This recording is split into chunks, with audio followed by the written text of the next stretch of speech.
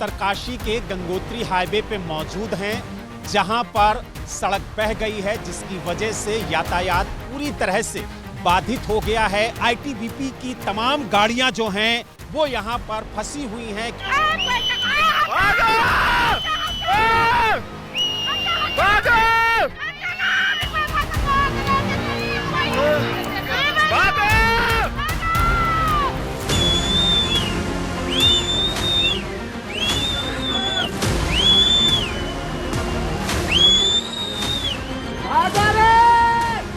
अब इस समय क्या हुआ है कि ज़्यादा बारिश के कारण और स्नो मेल्ट अधिक होने के कारण यहाँ पर क्या हो गया कि ये ताल, जितने भी ताल हैं ये ज़्यादा ये भर गए और इनमें से मुझे ऐसा लगता है कि कोई भी ताल एक टूटा होगा।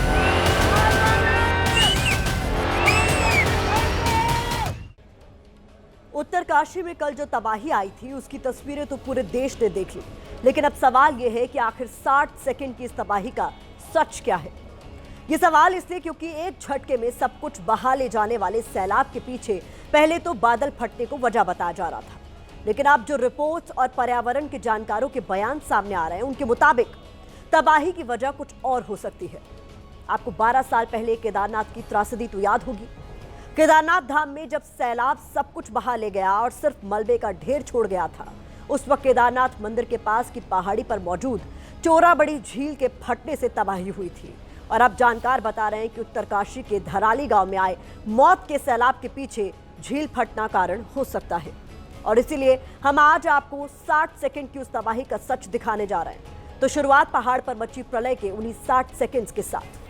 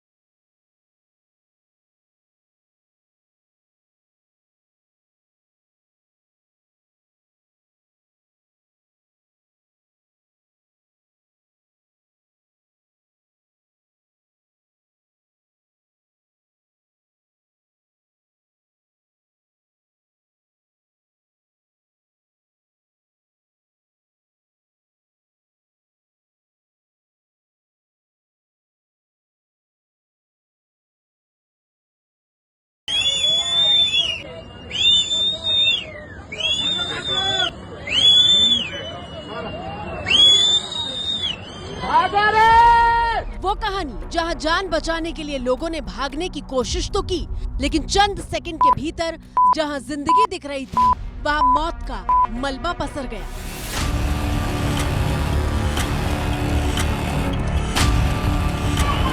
अरे बह गया, ये मेरी माँ। छोटे खतरनाक स्थिति थी और बहुत ज़्यादा डरावनी स्थिति थी यहाँ पे। ये करवन आया 1:30 पे आया ये, हम इधर थे पासे में, फिर देखा हमने कई आदमी उड़ के जा रहे थे नीचे, कई मकान बह गए, इधर हट थे, सारे पेड़ थे सारे खत्म हो गए।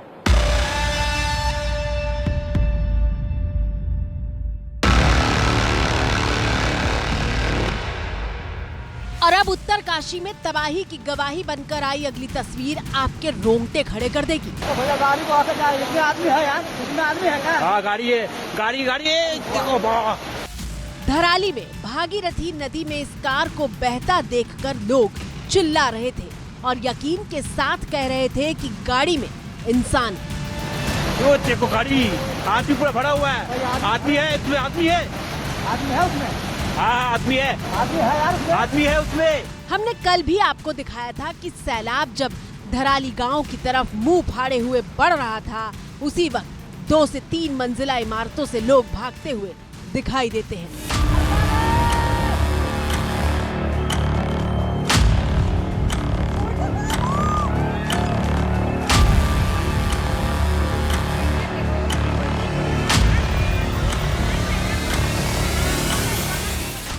था उस टाइम? बहुत भयंकर, बहुत डरावनी। पता ही नहीं चला, एकदम जबरदस्त में आ गई, आदमी भाग भी नहीं पाया वहां से।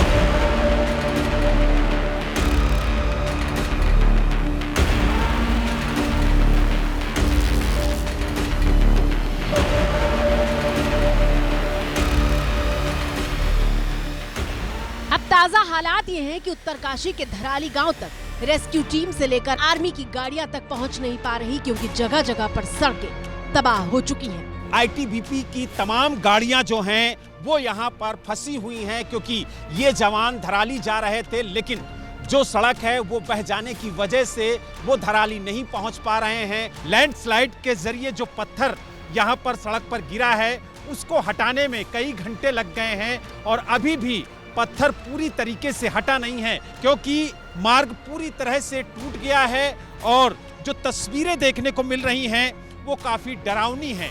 जो एनडीआरएफ की टीम है उसको पैदल यहां से भेजा गया है धराली के लिए। लगभग 40 किलोमीटर का ये सफर है जो एनडीआरएफ की टीम पैदल तय करके धराली पहुंचेगी और लगातार यहां से जो आईटीबीपी के जवान हैं उनको भी पैदल ही भेजा जा रहा है और कोशिश ये की जा रही है कि जल्द से जल्द जो राहत बचाव का कार्य है उसमें तेजी लाया जाए।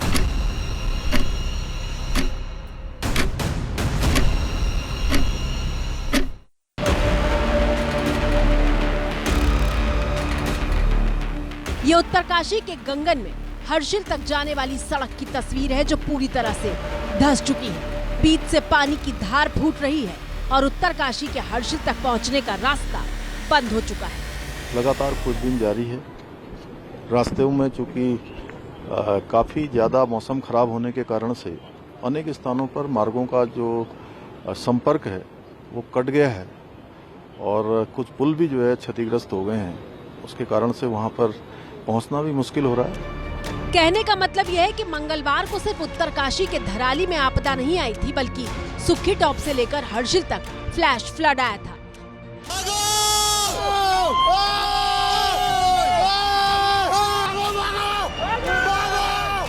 उत्तरकाशी का हर्षिल यानी वो दूसरी जगह जहां मंगलवार को तबाही ने दस्तक दी थी। और भाई साहब, हरे राम हरे राम हरे राम हरे राम। देखा आपने कैसे हर्षिल में बिना चेतावनी सैलाब आया और सब कुछ बहा ले गया। ये वही जगह है जहां आर्मी का कैंप भी मौजूद था। बताया जा रहा है कि इस आर्मी कैंप से करीब 9 जवान लापता हैं। तो चलिए अब उस सवाल की तरफ आते हैं जिसका जवाब ढूंढा जा रहा है कि क्या धराली गांव को बहा ले जाने वाला सैलाब बादल फटने की वजह से आया था। आप समझिए, जब बेहद कम समय में बहुत ज्यादा बारिश हो जाए तो उसे बादल फटना कहा जाता है। इसकी परिभाषा कुछ ऐसी है कि 20 से 30 वर्ग किलोमीटर के दायरे में अगर 1 घंटे या उससे कम समय में 100 mm या उससे ज्यादा बारिश हो जाए तो इस स्थिति को बादल फटना कहा जाता है। लेकिन यहाँ पर ट्विस्ट ये है कि मौसम विभाग के मुताबिक मंगलवार को सुबह 8:30 बजे से शाम 4 बजे तक उत्तराखंड के उत्तरकाशी में सिर्फ 12.7 सेंटीमीटर बारिश हुई, जो बादल फटने के लिहाज से बहुत कम है। और इसीलिए धराली गांव में मची तबाही के पीछे दूसरी वजह भी तलाशी जा रही है। वो दूसरी वजह क्या है, उसे जानने के लिए अगली तस्वीर देखिए।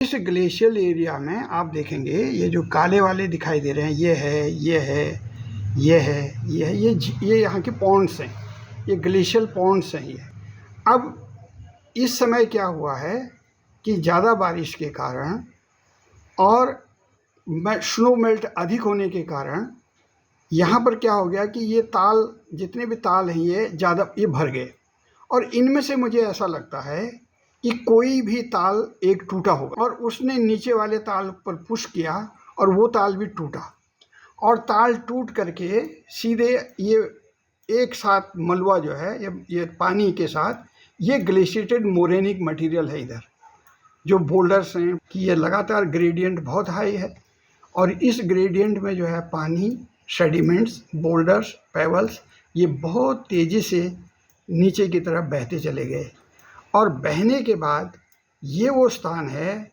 जहाँ पर की तबाही हुई। सुना आपने, एक्सपर्ट ने बताया कि धराली में तबाही के पीछे बर्फ के पिघलने से बनी झील का फटना हो सकता है, और वो इस तबाही को केदारनाथ जैसी तबाही से जोड़ रहे हैं। कोई ऊपर ग्लेशियल ताल टूटा है क्योंकि मिनट सेकंड के अंदर पानी आया, तोड़ा, बहा ले गया और सेकंड के अंदर कम हो गया, जैसे कि केदारनाथ त्रासदी में हुआ था। चौड़ाबाड़ी ताल टूटा, सेकंड में टूटा और सेकंड में ख़त्म हो गया। इसी प्रकार की घटना यहाँ पर भी हुई है, ऐसा मेरा अनुमान है।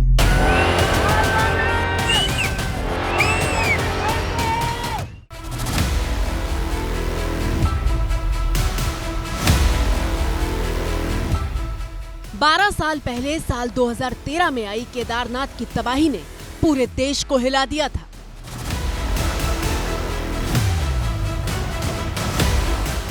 दो 2013 में भी केदारनाथ में चोराबाड़ी ताल टूटने की वजह से ही इतनी भयानक त्रासदी हुई थी।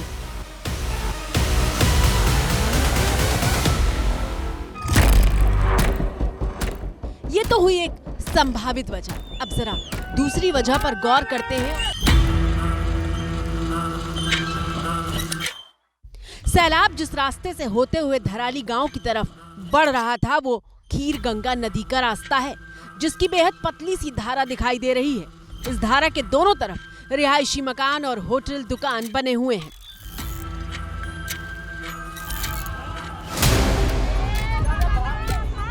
सुनामी बनकर आई तबाही बाईं तरफ मौजूद इमारतों को ताश के पत्तों की तरह ढेर कर देती है, लेकिन मोटे तौर पर दाईं तरफ की इमारतों को नुकसान नहीं होता।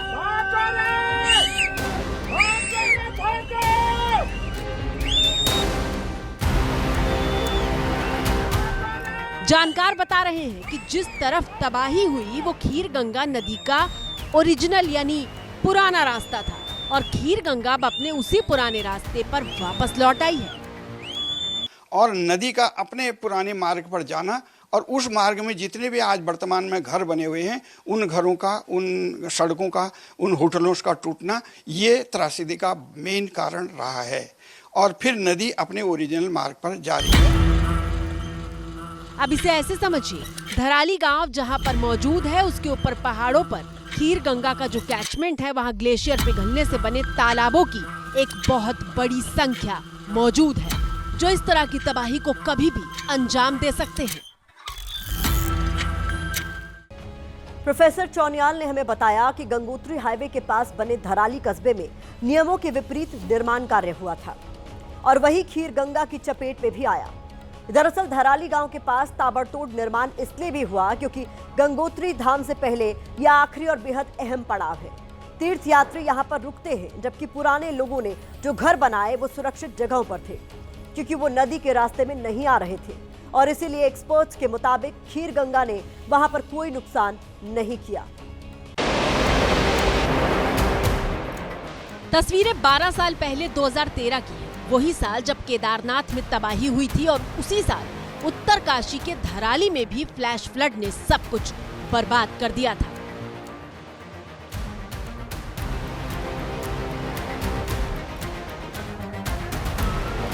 तस्वीरें देखिए, गंगोत्री धाम से पहले धराली के अहम पड़ाव में टूरिस्ट गाड़ियों से लेकर निजी कार तक मलबे में धंसी हुई दिखाई दे रही हैं।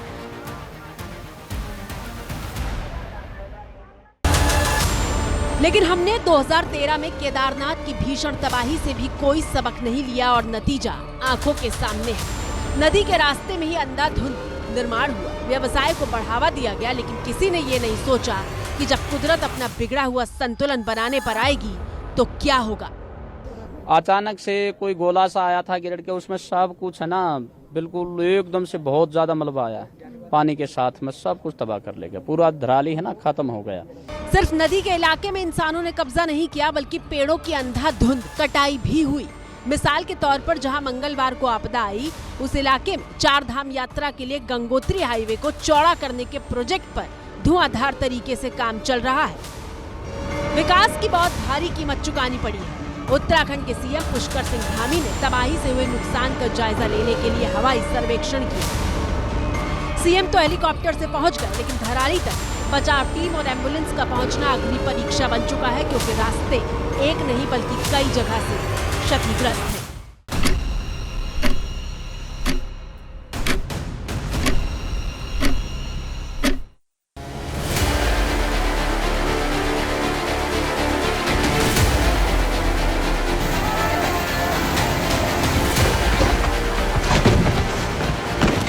मानसून के महीने में हिमाचल के मंडी को तो इतने घाव मिले हैं कि उसकी जमीन हिल गई है। और अब हिमाचल प्रदेश के किन्नौर से आई बिल्कुल ताजा तस्वीरें देखिए। ओ भाई, ओए पीछे भागो! पुल तबाह हो गया और अब आईटीबीपी के जवान फंसे हुए यात्रियों को निकालने के लिए रेस्क्यू ऑपरेशन चला रहे हैं। हिमाचल प्रदेश के धर्मशाला से आई तस्वीर भी देख लीजिए।